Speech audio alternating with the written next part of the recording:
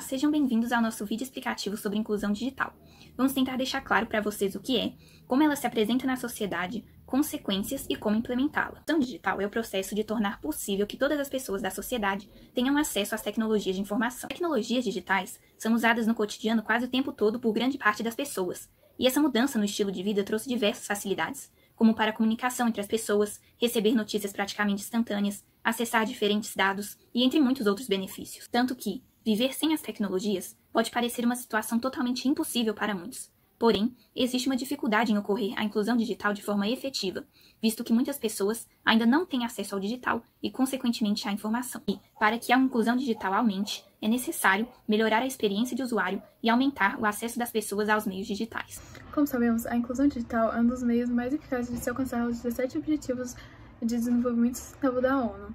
E dando ênfase ao objetivo 16, que é paz, justiça e instituições eficazes, podemos ver que o jeito mais rápido e fácil de se colocar a informação na mão do povo para se alcançar uma democracia de qualidade é por meio dos meios digitais. Já sobre o objetivo 4, educação de qualidade, sabemos que uma grande quantidade de alunos no Brasil realiza a evasão escolar. E um dos motivos pelos quais isso acontece é a falta de acesso à escola física. E isso seria praticamente erradicado se houvesse um projeto de inclusão digital para crianças e adolescentes que estão no ensino básico, assim como nas faculdades e ensino superior, que poderia acontecer online.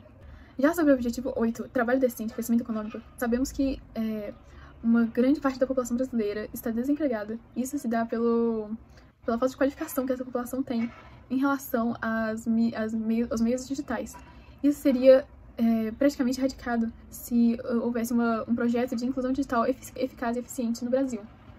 Agora, vamos falar um pouquinho sobre processamento de linguagem natural, ou PLN, né? O que é? É uma sub-área da inteligência artificial e estuda, basicamente, a capacidade e as limitações de uma máquina de compreender o texto humano. E o objetivo do PLN é exatamente entregar a essas máquinas, a esses computadores, a capacidade de interpretar textos da nossa linguagem. Então, assim, a máquina tem que ser capaz de interpretar o contexto, interpretar questões morfológicas, questões léxicas, questões sintáticas, interpretar o sentimento e tudo aquilo que um texto humano poderia oferecer. Tá, mas e aí, como que o PLN seria útil para a inclusão digital? A gente começa pelo fato de que o programa conseguiria rapidamente entender a rotina do usuário e a partir de poucas ações ele começaria a expor a pessoa a tópicos do interesse dela sem que ela tenha que se esforçar para achá-los. Além disso, o programa também poderia ser utilizado para auxiliar na organização da interface do aparelho da pessoa, ou seja, proporcionando experiências mais intuitivas.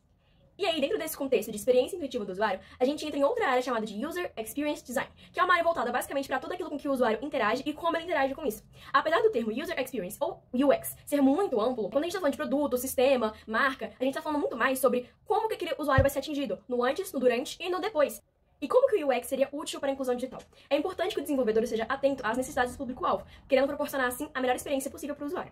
Pensando nisso, a gente trouxe uma pessoa que trabalha nessa área, atua nessa área, para basicamente explicar um pouco mais pra gente entender melhor como que funciona. A gente tá aqui agora com o Hiroka Chiai. Atualmente, ele trabalha como Product Designer e a gente vai fazer algumas perguntas para ele, né? Vamos começar com o que é UX? É um campo que trabalha muito a parte do design, na sua essência, que é a resolução de problemas. A parte que você olha para a experiência como um todo, olhando mais para a parte funcional, de como a pessoa interage, a parte de mapeamento de fluxo. Você vai olhar também bastante para a pesquisa, que a gente tem uma outra área específica que se chama UX Research.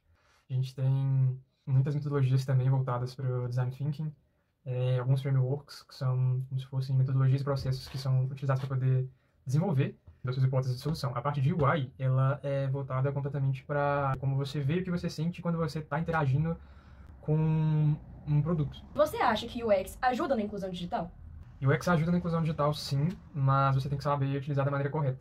Uma das principais questões que a gente trabalha muito no UX é você justamente não trabalhar focado na solução. Você trabalhar sempre se perguntando qual é o problema raiz. Então, muitas das vezes a gente tem um problema ou alguma solução que já existe funcionando, essa solução não resolve aquele problema da melhor forma possível, e muita gente olha para aquilo que resolver os problemas daquela solução específica. Mas, na verdade, o nosso trabalho é identificar por que voltar um passo atrás.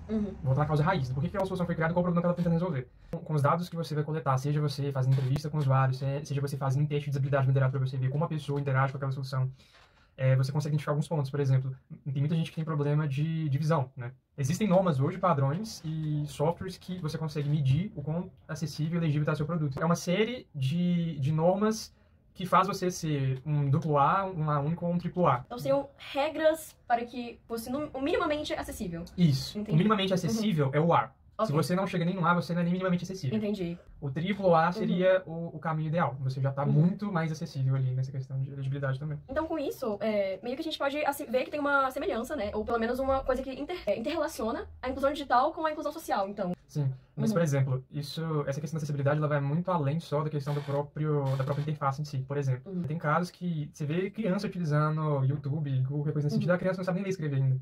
Ela utiliza com aquele microfonezinho da Google que tem ali, ela sabe falar. Tem uma forma de acessibilidade. Tem as pessoas também que não conseguem ler, nem ver a tela, por exemplo, e são uma das funcionalidades básicas que ajudariam, né? E tem uma série de regras também de você criar um produto que ele vai conseguir ser lido por um leitor de tela, por exemplo, no caso de uma pessoa que tem uma deficiência visual. Às vezes você tem uma infinidade de coisas que você tem que se preocupar. Infelizmente, a maioria das empresas hoje não se preocupam. Às vezes não fazem de propósito e o pessoal está começando mais para isso agora. Né? Mas, tem muita empresa que falta realmente interesse de ter isso. Né? Nosso trabalho muito como designer é a gente tentar olhar sempre para manter pelo menos o mínimo de acessibilidade possível. Um conforto para o usuário, sim. Sim, conforto. E entra numa questão interessante também, por exemplo, teve um podcast que o iFood soltou o último agora, falando sobre uma equipe de produtos que eles fizeram para experimentação. Eles falam da questão da simbologia, de pessoas que nem falavam a língua, nem falavam português, por exemplo, às vezes conseguem utilizar a aplicação de uma forma, por exemplo, se você tiver toda a parte que tem uma outra área também que chama UX Writing, que olha para a questão de escrita, tipo assim, de como as palavras, atingir. exatamente, usa as melhores palavras possíveis para poder facilitar o entendimento, para poder tornar as coisas mais de fácil entendimento mesmo. Né? Você olha também para a questão de padronização, por exemplo, se um botão exerce a função de confirmar, ele vai ser confirmar em todas as telas. Então, de cor, então instituição. por semelhança e assimilação, você vai sempre realizar a mesma ação com aquele tipo de padrão. Então, por exemplo, a escrita ela também é simbologia. Então, por exemplo, um botão de confirmar, com um peso maior ali, a pessoa consegue entender, até mesmo gravando as letras, que aquilo exerce aquela função. E entra também na questão de iconografia, dos ícones que você coloca junto com o texto, dele fazer sentido ou não. Existe até você pega vários e faz uma votação para poder ver qual que faz mais sentido. Você faz pesquisa com isso também. As imagens que você coloca junto com o contexto, e tem muita coisa. Eu diria que é muito complexo. Ou E cada caso, complexo. e cada caso é um caso. Você nunca tem uma receita de bolo. Né? Por isso que as pesquisas são importantes, Sim, né? inclusive, a gente tem metodologias e processos porque, nesses casos, né, a gente sabe que nem sempre aquilo que as pessoas falam é de fato aquilo que elas fazem. Então, a gente tem técnicas de validação de hipóteses e a gente tem técnicas e processos de experimentação que vão de encontro ao quão forte a gente precisa que uma evidência seja. Porque não dá pra arriscar, assim. Pode ser uma coisa que vai quebrar a empresa do dia para a noite, vai impactar muito na receita, então vai precisar de uma evidência muito mais forte. Então, vamos ter que precisar de uma série de experimentos que vão de encontro com o nível de resposta que eu quero, né, com o maior nível de fidelidade possível. Então é isso, muito obrigada. É muito legal também saber a importância e o impacto que as empresas causam, investindo ou não nessa área para o usuário em si. E é isso, muito obrigada. Pensando nesse quesito, o governo espanhol criou diversos planos para incluir sua população digitalmente, como por exemplo o plano de impulso das tecnologias de linguagem. O plano pretende que a promoção das tecnologias de linguagem seja realizada de forma coordenada, procurando sinergias e evitando ao máximo a duplicação de esforços, de acordo com as recomendações da Comissão para a Reforma das Administrações Públicas. Um dos objetivos do plano é contribuir para a internacionalização das empresas e instituições que compõem o setor. Para o efeito, estão a ser desenvolvidos estudos sobre estados da tecnologia da língua e a presença das empresas espanholas no setor nos países com maior mercado de internacionalização, dessa forma linkando e otimizando todos os dados do governo disponíveis digitalmente, incluindo a tecnologia no dia a dia das pessoas de forma gradual. Além disso, o plano promove uma sociedade da informação mais inclusiva, na qual os cidadãos e profissionais têm um alto grau de preparação para obter as vantagens do uso intensivo das tecnologias. Para isso, a agenda propõe duas vertentes fundamentais do trabalho: a promoção e da inclusão da literacia digital e a adaptação do sistema de formação para a formação digital e formação de novos profissionais da TI. Além disso, uma sociedade avançada exige que toda a sua população acesse regularmente a internet e aproveite ao máximo todas as oportunidades que ela oferece e da melhor forma possível. Para tal, a Agenda Digital da Espanha estabelece o desenvolvimento de um plano de inclusão digital, visando um sistema mais inclusivo a fim de aumentar o índice de alfabetização digital, levando a tecnologia para o dia a dia de toda a sua população. Além de tudo isso, o Ministério do Trabalho e da Educação disponibilizaram diversos cursos online gratuitos para pessoas em situações de desemprego e estudantes de diversas áreas do conhecimento. Foram disponibilizados cursos que podem variar de até 20 horas até 120 horas, com diversos professores, aulas e exercícios disponibilizados. Esses diversos cursos disponibilizados pelo governo levou conhecimento e inclui diversas pessoas da população espanhola, além de incentivar alunos a estudarem mesmo em casa no período pandêmico e estimulou a capacitação e a empregabilidade de diversas pessoas que estavam em situações de desemprego. Já no Brasil, a inclusão digital teria que se dar de formas diferentes da Espanha. Além da questão da facilitação de interfaces virtuais e criação de uma interação descomplicada entre as pessoas e as tecnologias, de forma a ser mais inclusivo, a gente também tem que preocupar com a democratização do acesso a essas tecnologias. Em um país cheio de desigualdades e pobreza como o Brasil, é necessária essa discussão. Pesquisa Nacional por Amostra de Domicílios, realizada em 2019 pelo IBGE, levantou que 82,7% de domicílios nacionais possuem acesso à internet, enquanto na Espanha essa porcentagem já é superior a 90%. Segundo outro levantamento realizado pelo IBGE, a renda média domiciliar do Brasil foi de R$ 1.380 em 2020, uma diminuição em relação a 2019, quando era R$ 1.439. Enquanto isso, o valor pago em computadores, notebooks e desktops no Brasil aumentou em 23,5% no último trimestre de 2020, na comparação com o trimestre anterior. De acordo com o levantamento da IDC Brasil, os preços cobrados em médias foram de R$ 3.782 para desktops e R$ 4.300 para notebooks. O preço de um desktop corresponde, portanto, a cerca de 274% da renda média dos domicílios brasileiros. Essa grande disparidade vai levar muitas famílias a ficarem impossibilitadas de acessar as tecnologias digitais. Essa falta de acesso à tecnologia acaba por aprofundar as desigualdades que já existem no nosso país. Um grande exemplo disso foi no ensino remoto durante a pandemia. Segundo a agência Senado, 20 milhões de alunos ficaram sem aulas durante a pandemia, sendo as principais causas disso a falta da estrutura familiar, ou seja, acesso à internet e dispositivos, e a estrutura escolar. Ela também revelou que, dos lares cujos estudantes estão tendo aulas remotas da rede pública, 26% não possuem acesso à internet. Já na rede particular, esse percentual cai para 4%. Sem aula, os alunos de escolas públicas, que no geral já tinham uma qualidade de ensino inferior, se veem ainda mais prejudicados em relação aos alunos das escolas particulares, que tiveram, em maioria, as aulas durante toda a pandemia. A tecnologia se torna mais um gerador de desigualdade. Nós conversamos com o professor Sérgio Limonta, de História, que dá aula na rede pública de Belo Horizonte, para nos contar melhor e ilustrar como foi a realidade do ensino público durante a pandemia no Brasil. E para começar, queria saber um pouco como que a pandemia afetou o seu trabalho, né? Principalmente a diferença que você consegue perceber entre o ensino público e particular. Como é que é? No que diz respeito ao colégio, pelo fato de você ter uma estrutura melhor, a maioria dos colégios particulares já tiveram melhores condições e mais condições de montar uma estrutura para que a aula fosse online, né? As escolas particulares que têm um certo capital foram mais eficientes em montar a estrutura para poder atender os alunos e nos atender. No caso da prefeitura, como ela tem um público muito diversificado, ela tem alunos de periferia, tem alunos de classe média baixa, classe média média que estudam em escola da prefeitura. Então, na minha opinião, a prefeitura teve um pouco de dificuldade para poder montar uma estrutura para poder atender o alunado. Porque a maioria dos nossos alunos não tem a facilidade de acesso à internet. Seja porque moram em regiões que a telefonia não é eficiente, não é boa, seja porque os pais usam o celular. Então, o menino tem que esperar o pai chegar em casa, a mãe chegar em casa para poder usar o celular. E o nosso horário de trabalho é à tarde. Nós não podemos dar aula à noite. Então, ficou muito complicado. A prefeitura falou assim, as aulas serão na parte da manhã e na parte da tarde. Mas como o pai e a mãe trabalham o dia inteiro, o celular só fica disponível para esses alunos à noite. Então isso foi um complicador. O segundo ponto, nem todas as famílias cujos filhos estudam na prefeitura têm computador em casa, um notebook ou um tablet. E aqueles que têm, não têm internet de banda larga. Ou seja, o pacote deles é mais simples, é inferior. Então para você dar aula online, foi um complicador. Por isso que a prefeitura não nos permitiu dar aulas online. Porque aí iria agravar a situação. Porque você daria aula para alguns e boa parte dos alunos não teriam acesso a esse ensino. Aí o que a prefeitura fez? Ela fez uma licitação para poder comprar tablet. E aí ela deu notícia para nós que já tinham comprado 40 mil. Mas 40 mil não atende. A prefeitura não tem só 40 mil alunos, tem muito mais. E outro ponto, não adianta você dar um tablet para o aluno se ele não tiver internet em casa, né? E aí fornecer esse pacote de dados, para o aluno poder utilizar, seria o ideal. Mas a prefeitura alega que não tem dinheiro para isso, para poder fazer isso. Então a gente teve, assim, nos colégios, nas escolas particulares, você teve uma estrutura melhor, você consegue fazer um trabalho melhor. Na prefeitura tem essas limitações. Como você acha que essa experiência podia ter sido melhor?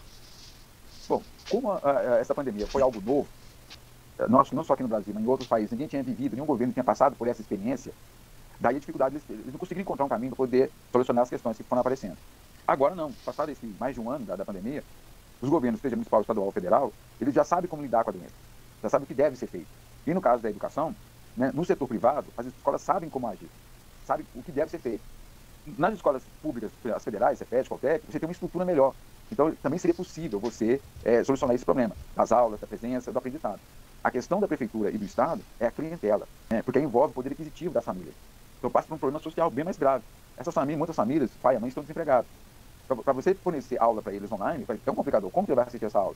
Em muitos casos, relatos que chegam até nós, às vezes a família não tem o que comer em casa. Se o menino não tem o que comer em casa, um almoço, uma janta, um lanche, você acha que ele vai ter preocupação, o pai vai ter preocupação com a internet, com o celular, com aula online, sendo que ele está com as contas atrasadas, o filho lá está precisando se alimentar de uma forma adequada e não tem o que se alimentar.